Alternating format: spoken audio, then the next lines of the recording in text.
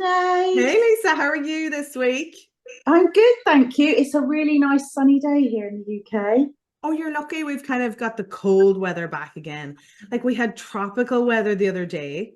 We were out in the sun loungers, beautiful. It was like the summer's here. The kids were talking about where's the paddling pool. And now they're in their coats again this morning going to school. Like it's mental. Yesterday it was pouring down with rain all day. It's almost like we're having April showers in May, I said to the lady Yeah. that I was talking to yesterday. Mm. But hey, guess what? We had some really nice feedback on our first, well, our sort of, it was a bit of a pilot of my It was, HSP wasn't it? It life, was a wasn't kind of it? a Yeah. let's float it out and see what happens. Yeah, great. That's great. We got a good response. Yeah, we had lots of views, which I think is always great when you put new content out, Mm. and not all from people that were on my channel, people that don't know us. Okay, So great. that's good. And we had some nice people in the comments, and some people emailed me and said they'd like to see more of us. Lovely. Well, hello to all you lovely people. Here we are again. We're back. We're back. We're back. And we like to hear from people, don't we? We like to know like how it lands and what you're Definitely. thinking. And if you've got any questions, all of that stuff, Mm. put it below. Definitely. And maybe topics, that maybe come up for people that we kind of may skim over the odd time, or you know what I mean? It'd be great to get the feedback. Absolutely. Definitely. Yeah. So I thought today, because Yeah. we just we were in at the deep end, weren't we, last time? Yeah, a I little thought bit. today we talk a bit more about our backgrounds and who we are, and the fact that we both coach HSPs, but we both are highly sensitive people, which is interesting, and just talk a bit more about us. So, do you want to kick off? Do you want to start? Yeah, okay. So where should I begin? So I'm a career coach, I suppose, originally speaking. Um it's about 15 years now that I'm doing that, career coaching. So I've done career coaching. I've worked in the kind of education space in universities and the corporate space with like career mobility and all that kind of thing. So that's kind of the background of where I come from in terms of my coaching. But I suppose all the way along, I've had such a passion about the personal development side of it. You know what I mean? Like you can't have one side of the coin, which is career strategy, without really truly understanding yourself on the other side. And I No. suppose my own journey of understanding my own empathic abilities, I suppose that's maybe 10 or 15 years ago now, that I began to kind of try to figure out how to deal with the world as an empath. You know what I mean? As a highly Yeah. sensitive person, carrying all this energy that didn't actually Yeah. belong to me. And then how do I make it work at work? You know what I mean? So I've always been intrigued with like the choices people make around work. Why does one person choose to be a doctor and save lives and one person's playing Yeah. football? You know what I mean? Like, why do people, what are their motivations, their values, that kind of thing? So definitely I combine the career side of things with truly embracing this beautiful trait that is high sensitivity. And, some people watching or listening might be thinking, oh, but it's so hard. It's not so beautiful all the time. And it's true. It's challenging, but there is so much power in it. Would you agree?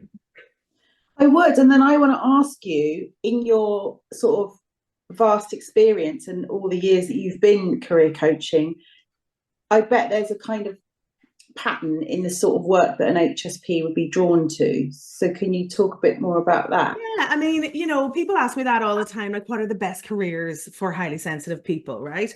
And actually, my answer is like, it depends on the individual, because if you think about it, right, it's now, they're not, the studies are now really showing that it's closer to 30% of people are highly sensitive, where they always said it was 20%, right? So somewhere in there is 20 to 30% of the population, equally in men and women. So Mm. HSPs are everywhere and they're in every industry. Do you know what I mean? Mm. So they're Yeah. not necessarily drawn to only one particular area. Now, I suppose what I commonly see would be, excuse me, the creatives, the Yeah. artists, musicians, writers like yourself, coaches, healers, Yeah. therapists, the environmentalists, the scientists. Yeah. It tends to be people who are thinking a bit more globally and connecting those dots, definitely. Yeah. Yeah. Yeah. Yeah. I can see that, because I suppose I suppose the gifts that I try and help people uncover are creative and in the intuition and the deep thinking and like all the things, like they all just come together. And not everyone can do that, can they? Well, no, Not not at all. apply themselves in that way. But in the same vein, you know, it's kind of like there's one job for 10 people and 10 jobs for one person. You know, it's kind of like we can apply these skills and strengths to every job and industry, because being highly sensitive is only one aspect of our identity. So that's something that I would kind of, I suppose, help people and guide people along their purpose pathway, I often call it, because you know, high sensitivity is one aspect, but there's so much more in terms of their personality and life experience and character and all of that, you know. So anyway, that is me. Your turn. Well, I was going to say, maybe their beliefs, because I was thinking if I was a career coming to you for careers coaching, which I did, yeah, I'd be like, Sinead, can you help me with my belief? Because I've got like the starving artist thing, which has always stopped me from wanting to write, because I thought, well, you won't make any money out of that. That's actually my dad's voice in my head saying that. Yeah. So yeah, helping, because that's a big part of it, isn't it? Unpacking people's beliefs and programming from Absolutely. There's so much conditioning when we spend a lifetime, you know, maybe growing up into young adulthood, kind of masking what we truly want and turning down the volume. That's what I always say, on these incredible skills to kind of try and fit in, because we're kind of peacemakers. So there's a few things to unravel, you know what I mean, when it comes to the starving artist, as you say, which is very interesting. But most people who I know who rejected the artistry at some point will always return to it. They just will, because it's in their soul and they have to. Yeah, it's like a magic inside of them, and it's like it needs to be lit up again, doesn't it? With spark. It has to, you know, and it's actually painful to ignore it if it goes on too long. Yeah. Yeah. For sure. Cool. I don't really know what to call myself today. I'm having one of those days. Yeah. Okay. Because I'm sort of doing lots of different things at the moment, but I suppose I'm giving people spiritual guidance a lot more nowadays. I'm out of the woo-woo closet, so I'm comfortable with that. Well done. And yeah, but I tend to attract people who have a similar experience of growing up that I did. So people who've had childhood trauma, or people who are estranged or have got painful or complicated relationships with their families. That's kind of some of the deeper work I do. But the way I'm kind of bringing people to that now is with journaling now, because that was such a helpful tool for me. I mean, obviously you need the therapy as well. You need the other person to work with, but in between the sessions and getting to know yourself, because like you were saying, you've got to get to know yourself if you want to know what job you want to do. But you need to have a relationship with yourself. That's part of the healing, because the trauma like separates you out from yourself. So it's helping people and holding space for them, and people avoid themselves because they've received messages when they're younger that they're too much, or they're too sensitive, or they're over the top, or they're problematic, or they're whatever label they've been given. And then so to sit with themselves, they have that lens of the view of themselves. They go, oh, I'm this and I'm that, and they're very dismissive of themselves. And then when you get them to sit with themselves, there's a whole load of tears that come out. Absolutely. I mean, it's such deep work, isn't it? You know, you can go from, you know, I suppose people tend to start on a surface level, and then it's up to us to kind of intuitively guide them. Yeah. Excuse me, to that deeper place, you know? And I think that's why the journaling is the gateway to it, if you like, because you're going in through the mind, and then that helps you get back into the body, which is where you need to be. And that's the place where they don't want to be, or they think they don't want to be. So you've got to try and help them get there. But I think that's my because you're Scorpio, aren't you? No, Libra. You're a Libra. Why did I think you were Scorpio? No, Libra. I don't know why I thought that. Have you got any Scorpio in your chart? Oh no, I wouldn't be as good at the chart knowledge now on that side of things. I'm definitely on the woo-woo side with you, definitely on that spiritual path. But no, I wouldn't be able to like read out my chart here or anything. My husband's Scorpio. I thought you were going to say, is there anyone in your life who's Scorpio? I don't know. Yeah. Well, you're Libra, so you're balanced and you're air, and I'm Aquarius. So we've obviously never had this conversation then, because we're actually a really good match for each other. Libra and Aquarius are a good match. But I've got a Scorpio moon, so that's my emotional self, and it's in my, for people that like astrology, it's in my 8th house, which is the house of death and transformation, and it's also where the mother sits. So it's all that stuff around the mother wound and like the really deep healing. Yeah. And it's a long old journey. Like, it's amazing work that you do, like, you know, it really is. And like, you know, I suppose it's an interesting study or conversation that we've had many times, comparing, you know, your childhood and my childhood. And it's a very well known fact that for highly sensitive people, you know, you're going to be more badly or negatively affected by that negativity in your childhood. But at the same time, once you have intervention or you have a positive environment around you, you're going to thrive even more so than the non-HSP in those environments, you know. So I think it's so interesting that we can compare sometimes that kind of experience. Do you know what I mean? Oh my God, absolutely. Because I think I always make the assumption, which obviously is not a smart thing to do, but if something's happening in the present, I'm going, how does that track back? You know, where does that come from? It doesn't always need to be a family of origin. It can, like you say, it can be this conditioning from society. Yes. I think as a society, we're starting to wake up to the fact that as human beings, we are sensitive. Exactly. You know, and not just in an HSP capacity, but like we are human and we're messy and we're emotional and you know, from where we come from, like growing up in the 80s, it just wasn't a thing. It just wasn't a thing. It was very, sorry for our viewers across the pond, but because we're so reserved as British people, we'd be like, it's so American. Some of us aren't British, but anyway. Sorry. Careful. No, but you know what I mean? Like, yeah, no, absolutely. It wasn't the done thing. It wasn't. It was kind of new age. It was fandangly something or other. You know what I mean? It was kind of like, that was the message. It was like, pull your socks up and toughen up and you'll be fine.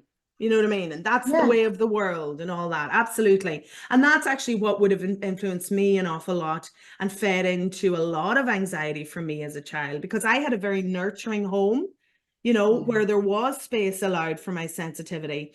But the rest of my experience couldn't be controlled by that. You know what I mean? So it has influenced me an awful lot. And I don't think that you're wrong in saying, okay, where does that lie in my past? Because, you know, for a lot of us HSPs, we really do have to look back at some point to reframe some of our experience once we have the knowledge. Do you know what I mean?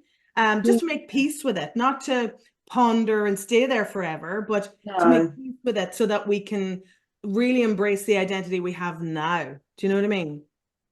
Well, because I think it kind of helps us make sense of where we are now.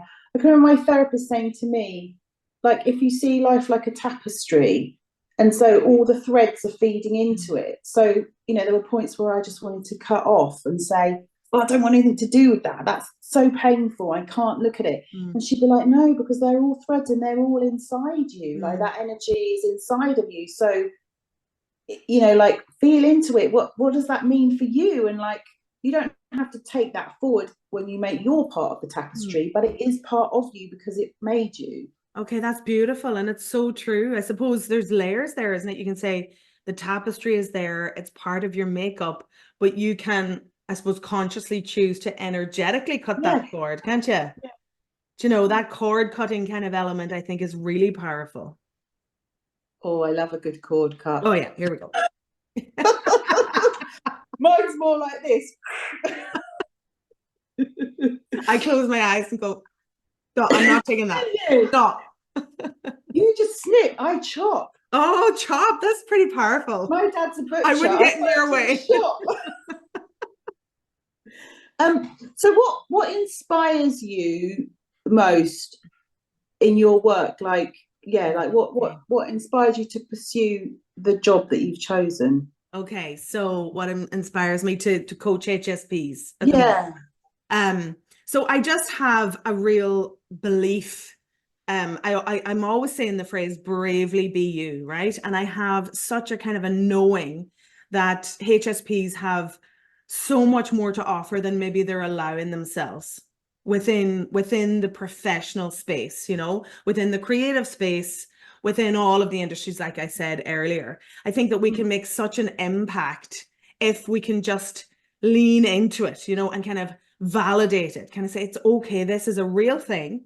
This is who I am. This is my authentic experience, and go from there, as opposed to trying to mask and fit in and be like everybody else. You know what I mean? That's my, like, bravely be you in the world, you know, be authentic in the world, because then you can actually authentically express yourself, you know, and do amazing, incredible things. But that'll never happen if we're only kind of half ourselves, you know, or if we're kind of keeping a huge chunk of ourselves out of view. Yeah. You can't half-ass being yourself, can you? You just gotta be who you are. You know, and I You would suppose, think that would be easy, but it isn't, is it? no, it's not that easy. You know, it is easier said than done. But like, if you don't lean into that, if you don't bravely be you or seek to live authentically, then that resistance, as I call it, will manifest physically or emotionally in your life. Like, that's why people end up completely burnt out, or they end up feeling like they're like a ghost in their own lives. Was a phrase that one of my clients came up with. It was like, that is just haunting. You know what I mean? She was a writer, so there you go. But you know, like, or like, you know, you have a persona that you have to kind of play at, you know, at work or something, you know. And I think that because we're so empathic, we're very good at that. So then we kind of think that's what we should be doing.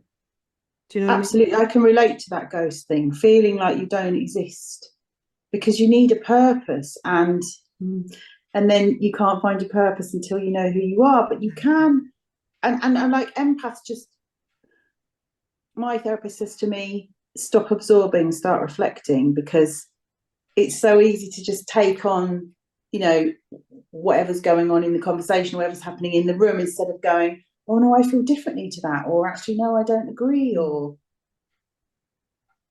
Do you find that you have built up that buffer to be able to do that now, do you think?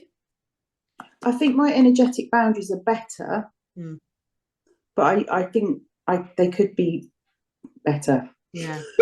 Okay. Yeah. So, because I also think that's the skill set that we have makes us good at the jobs that we do, because you can feel into what the client can't feel, or you can see what the client can't see, or you sometimes might even, you know, get images or whatever in your head, put it together. And they can't see it, and then so I think I don't want to completely, it's kind of knowing when to turn it on and turn it off, I guess, is what I'm grappling with at the moment. Okay, that's interesting, because, like, you know, I suppose I've spent many years trying to get to a point where I can use it, but also have that buffer, so I'm not actually like absorbing it. You know what I mean? Yeah. It doesn't always work, you know, but when I am conscious of it, I'm able to do that. I tend to end up carrying other people's energies when it's kind of like an unexpected meeting, or, you know, it's not like in a setting where I have myself, okay, I'm coaching now, so I'm grounded here. This is my space. This is your space, like Dirty Dancing. You know what I mean? Nobody puts baby in the corner. No, same. I'm the same. Like, if you put me in a situation and then someone starts to like offload on me, and I'm not in a coach, I've got my coaching head on, then I'm all over the place, because I'm like, oh, I'm not sure where I'm at, because I'm feeling your pain and your suffering, and my instinct is to want to help you with that, but that's not good for me to do that. And actually, it's not good for that person, because you haven't created a safe container to make that exchange what it should be. Do you get what I mean? Absolutely. And then, like, if you're in a social setting, you know, it's very hard. I'm always saying to myself, don't go into coach mode now. But it's very hard, because it's like, I'm very good at it. You know, so it's like, don't go there now. You know what I mean? But suppose you could say the same for all of the HSPs out there. You know, they probably have the same experience, that people come to them and they know that they can be heard, and maybe they bring their woes to them, and they're solving everybody's problems. And then they're doing that so much that they become the last on the list. There's no energy left for them. And I've seen a lot of HSPs in that situation, over empathizing, you know. And I've seen a lot of HSPs isolate because they can't. So that's why I like coaching online, because that is an extra buffer, that is an extra boundary. When I coached face to face and when I was working with the children, I'd be exhausted by Friday. Me too. And I didn't know why at that point, because I hadn't quite worked out what was going on for me. But yeah, that's why I do think people, people isolate because, and I've done it myself, because you just think, I can't face people right now. It's too overstimulating. Yeah, no, absolutely. Like when I was working face to face, it was a very different experience. Very different experience. There is a kind of, but then, I'm an extroverted HSP. So I think we mentioned this the last day, I do need that connection with humans in real life, IRL, in real life, to kind of have there's an energy that you get that you don't get from an online setting. You know what I mean? So there's pros and cons to it, is what I'm saying. Yeah. And also, we're both generators in human design. You are a generator, aren't you? See, I got that bit right. Yeah, but totally. When you're a generator, you need someone else to bounce the energy off. Yes. So that's why when I used to do like Facebook lives and YouTube lives and people would come in and not comment, I'd get frustrated, because when people did comment, it just went so much better, because like you and I now, we can just ping pong like backwards and forth. It's very natural. Whereas when you're like shuffling the cards and you're doing it all, like it's almost like you're doing all the heavy lifting. Yeah. You need someone to kind of meet you halfway, don't you? Oh, absolutely. Yeah. I find it very hard to do kind of like long version lives all by myself, because I'm kind of looking around going, what am I responding to? You know what I mean? Like, it's such an important place to be, because that's our superpower, isn't it? Is to actually respond, empathize, pick up on subtleties, so if we don't have anyone in front of us like that, there's not so much to work on. No, absolutely. And that's why when I used to launch courses, I would always launch them live and record them and tell the people that were coming that they would be only first name checked, but this would be recorded and used for a course, because my energy was I was a much better teacher that way than if I just went to the camera with a load of slides. Like, that's not me. I don't okay. No, it's funny, because when I record my online courses, I do them myself, like separate from the people. And that works really well for me. So it's funny, isn't it? Like, because I suppose I'm an educator that way. I'm very much I love to kind of nerd it up, and take the concepts, total nerd, take the concepts of high sensitivity or being an empath or vibration and frequency and energy or whatever, and then try to create, an online course or it's like a bridge for people to be able to then apply it to themselves and understand themselves. You know what I mean? So yeah, it's funny. We all work very differently. Yeah, and I'm really intuitive, because the last course I created, I literally created it on the hoof. I don't know if that's the right way to say it, but I had an idea of what I wanted it to be. I literally had scribbled like something in my journal of, this is what I want these people to do. I mocked up a sales page, 10 people came. And then as it went along, I just kind of shifted and tweaked with the energy of those people. And it worked out really well. Oh, absolutely. That's how I created mine. Like, I created it with people. I just did the recordings myself, but I responded to the first cohort over a period of like 8 months or something. Oh, absolutely. Yeah, no. And that's what that's what they would often say about online courses, that you do have to feel it out with people first rather than creating the course first. But here, let's go back to the point. What inspires you at the moment doing your work? Seeing people struggling. Like, I can't, or seeing things in the world that upset me that I want to change. So you could say that I'm driven by my own pain and discomfort, because I was thinking about this when I was walking the dog today, and I was like, can I say that? And I think, well, yeah, that's actually the truth. Like, the whole reason why I'm in this job is because of where I've come from, and I've taken some traumatic experiences and then I've turned them into lessons and teachings to help other people. But I think, going back to the kids, I know I always talk about my work with the children, but the children were such an inspiration for me. Like, they were the reason I wrote my book, why I made my smiley thought cards, you know, and they also helped me meet all the parts of me that I'd never met before. So I feel like I owe them, you know, like I'm grateful that I had the chance to do that. And so you decided to move from working with children to focusing on adults. Why did you decide that?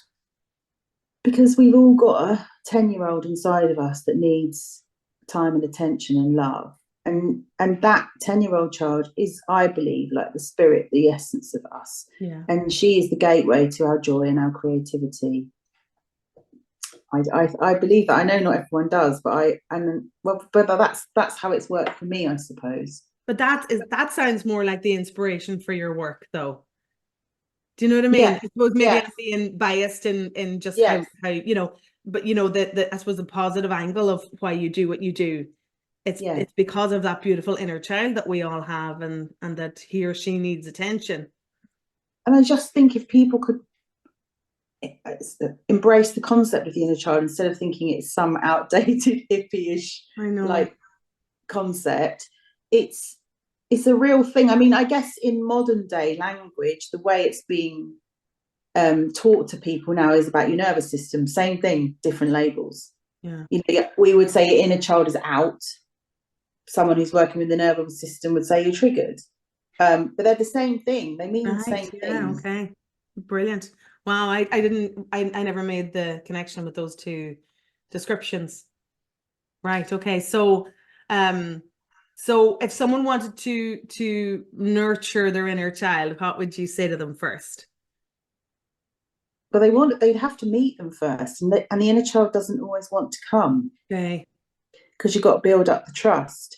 And that will be the same. So if I'm translating that into nervous system work, that would be about creating a window of tolerance, creating a safe connection, being able to ground your energy and being held in a container. And it's the same, like we would do a guided visualization, or we would probably get a photo of your inner child, and I would guide you to meet her. And I would just say, what how's she feeling? Does she want to come? Sometimes they're really angry. They're like, sod off and leave me alone. You've left me down here on my own all this time. Where have you been? No one's been here for me. And is that reflective of, say, a negative childhood experience? Because I've never had an issue with chatting to my inner child. She's kind of always she's always there. I suppose I haven't gone as deep in that work maybe as you have.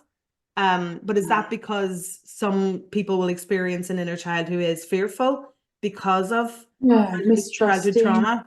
Yeah, mistrusting, abandoned, frightened, confused, like all of those things. So that's nice to hear that from your experience, that you, on the other end of that scale, that you can go in and connect to your inner child, and that's nice that you can do that. Yeah, I suppose I just thought I just thought that was kind of the way, like, you know, that you kind of go, okay, I'm gonna connect today. Oh, there she is, you know what I mean? So yeah, it just shows that, like, so what's your experience sometimes, that you can't find her, that she's hiding, you know, she might be hiding.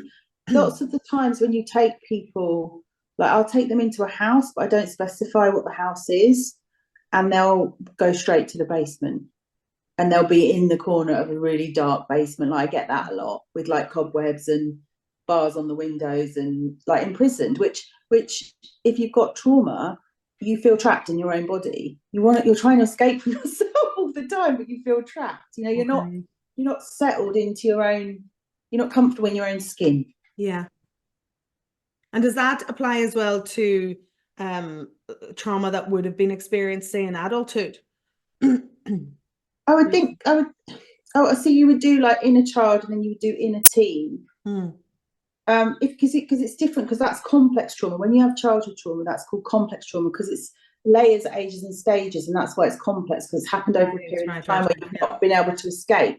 But if you had a traumatic incident like a car crash, or I don't know, just say a car crash, then that's one instance. So you would have post-traumatic stress disorder. So there's a different approach, I believe, to having that. But you can have both. You can have CPTSD and PTSD. Yes, I understand now. Yeah, Get absolutely. acronyms out. Yeah, wow. Okay, fantastic. Fantastic. Um, so I want to ask you then, what do you think your HSP superpower is that you bring to your work? My HSP superpower. Um, I think it's the intuitive way that I coach, you know what I mean? Um and like all coaches, obviously we're trained to hold the space and not dictate, not guide someone in any one direction. You know, we have those skills, I suppose, that are taught, but there's an intuition there, um that, you know, I'll often be able to see with people what they need to work on, but I'll know that, you know, oh well, we can't do that right now. We might have to do that in 3 months' time, or, Yeah, you know, we need to work towards that. So I could easily say, you know, one or two sentences to tell them what they need. Excuse me, I have a bit of a cold today. I could direct them, I could mentor them quite easily, you know, but I think there's a subtlety that's required, and that's where the depth of processing, like I meet them in their yeah, depth of processing, you know, and stay there until they have done their own processing to get there. You know what I mean? So I think it's the intuitive approach. And like I said before, taking maybe those complicated concepts and putting them into a format that people can explore them and kind of say, okay, how does this apply in my life? And how can I work through this to get to a point where there's positivity around it, where you can appreciate all of these skills and then apply them, you know, yeah, professionally, but also personally. You know, we're one holistic being, like, you know, you can't do one yeah, without the other, like I said. So, yeah. so does that answer your question? Yeah. Yeah, and there's an overlap there, like you said, between, I think you could go for careers coaching and still end up understanding and knowing yourself deeper. You could go for counselling and have the same experience. You could go like any type of healer that you're working with on a Yeah. level. It's always about the relationship with the self, isn't it? Absolutely. Absolutely. And like it's being able to trust that. It's a cultivation of trusting that, Yeah, especially when we would have spent many years maybe not trusting ourselves, you know. So absolutely. It's a form of energy cleansing and energy healing that I do. You know what I mean? And it took me an yeah, awful long time to kind of say, oh, I'm actually kind of a healer. You know, I was like, you know, yeah, healer, don't tell yeah, me, but like, you know, because I have my official career coach training and this, you know, whatever qualifications and blah, blah, blah. And like that helps in the more corporate spaces where I'm actually trying to yeah, get in there to help the yeah, HSPs. So I kind of yeah, have to play ball. But at the same time, you know, it's very much about the intuition at the end of the day. yeah, yeah, yeah, definitely. Yeah. Well, that's it's interesting what you say about having a different approach to get into the corporate world, because ultimately I think, like you say, we're holistic beings, so there's like emotional, mental, spiritual, physical, like it's all of those elements coming together, isn't it? Absolutely. Yeah.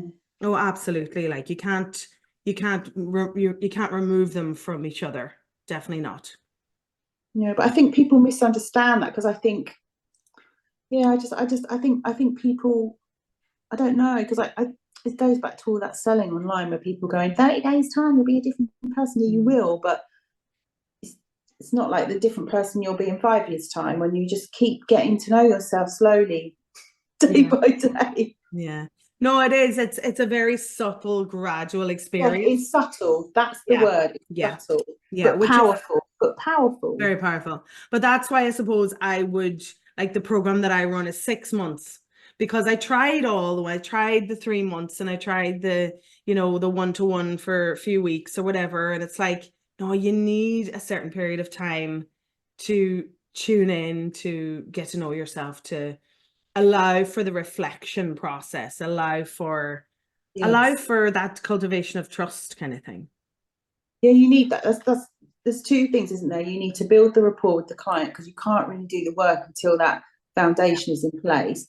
But then the client, because they're an HSP, needs time and space to process more deeply. Yeah. That's why it's just really interesting you're saying that, because I've gone back to doing single sessions again, just because people often will come and they're curious and they've got a question, but it's never a question that you can really answer in one session. No, not at all. I offer them as well. I stopped doing them because I thought, well, does that feel like I'm being disingenuous with the client and saying, I'm going to answer your question? Because I am, but I'm not. Well, I would always, in my mind, I would mean? always think HSPs like to dip their toe before they get in the sea.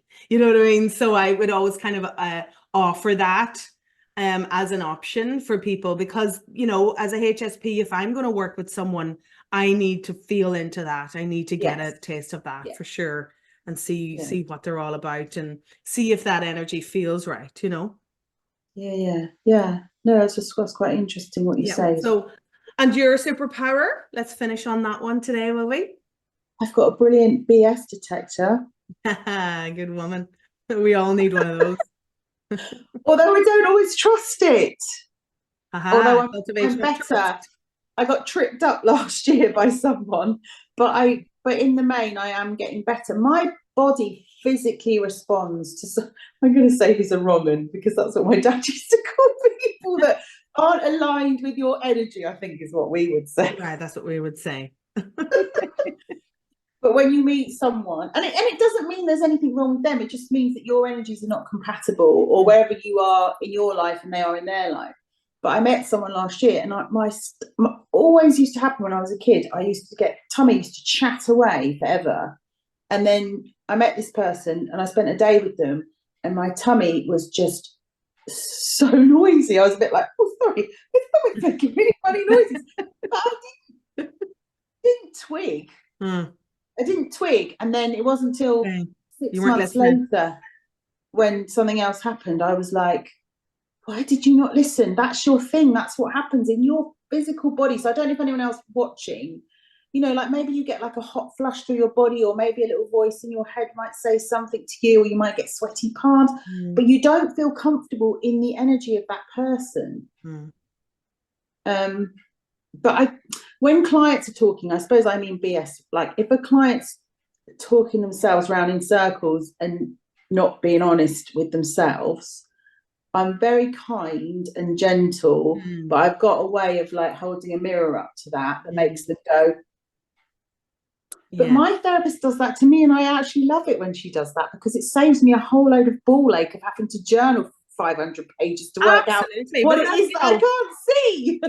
That's our job, isn't it? To kind of like, I would describe it as like just nudging gently, you know, to look at this, you know, and it's a very important skill when you're talking about development. You're talking about somebody, you know, with personal and professional, in my case, development. You know what I mean? So absolutely, that's great that you have that ability. I also think I'm really good at sitting in the dark with people, for want of a better expression. I'm really good. I'm not scared of like people's deepest, darkest stuff. Like it would take a lot to frighten me. It doesn't frighten me. Nothing frightens me. That's because I've been there, so it doesn't put me off. I think, you know, like it's common in therapy, like at the end of a session, they call it doorknob confessions, where the client at 10 minutes before the end of the session will just go boom and just drop it all and then run out the door. And that does happen, but you know, you just have to kind of encourage them and say, well, thanks for sharing that with me, I appreciate it, we're gonna have to pick that up next week, so we can't get into it now. But I mean, but there's courage. It takes so much courage. Yes, that's what I mean. You know, and then you know, shadow work, as maybe I would call it, or you know, it would be known as, it's absolutely powerful. Like we all have a shadow self. We all have that darker experience, darker voice in our heads, and it's not wrong that voice is there. Do you know what I mean? It's not unusual. It's just not spoken about so much.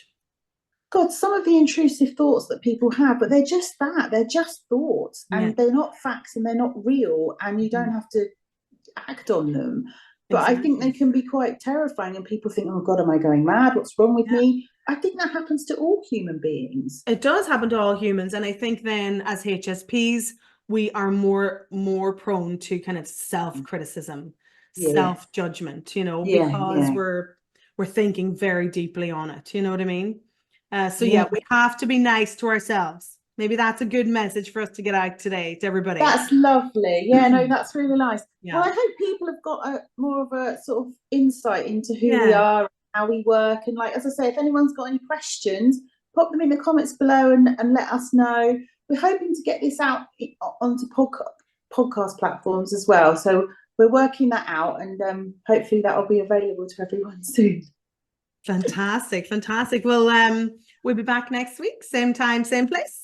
Absolutely. Thanks, Sinead. Lovely. Okay. Chat to you soon, Lisa. Take care. Bye.